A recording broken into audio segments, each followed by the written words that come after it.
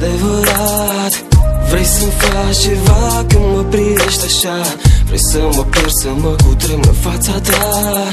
Sentimentele au căzut acum peste trupul meu, mai ales când am simțit din plin sărutul tău.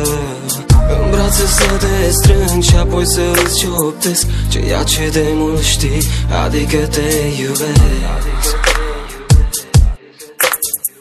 Sunt doar niște cuvinte ce mi-aduc aminte de ceea ce-mi spuneai când te-am cunoscut, și încă alte cuvinte care mi intră în minte când cu tine sunt și-mi place să le aud.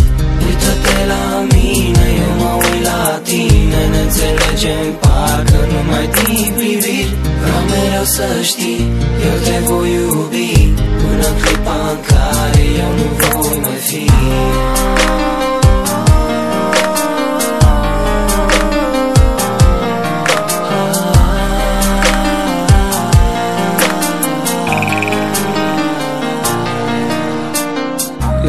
Să fii jumătate pentru jumătate, basmul ăsta pentru tine va fi realitate.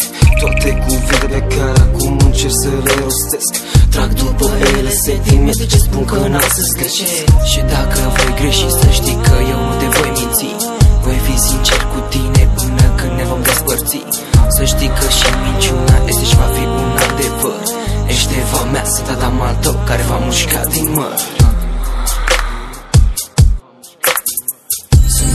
Niște cuvinte ce mi-aduc aminte de ceea ce-mi spuneai când te-am cunoscut, și încă alte cuvinte care mi intră în minte când cu tine sunt și-mi place să le aud.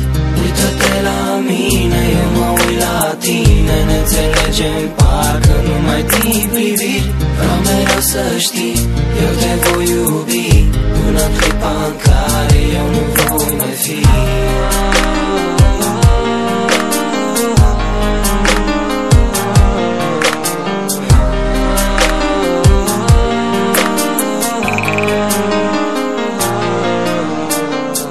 Clipele frumoase ce vor veni în viața mea, vreau să le împart cu tine, dragostea mea.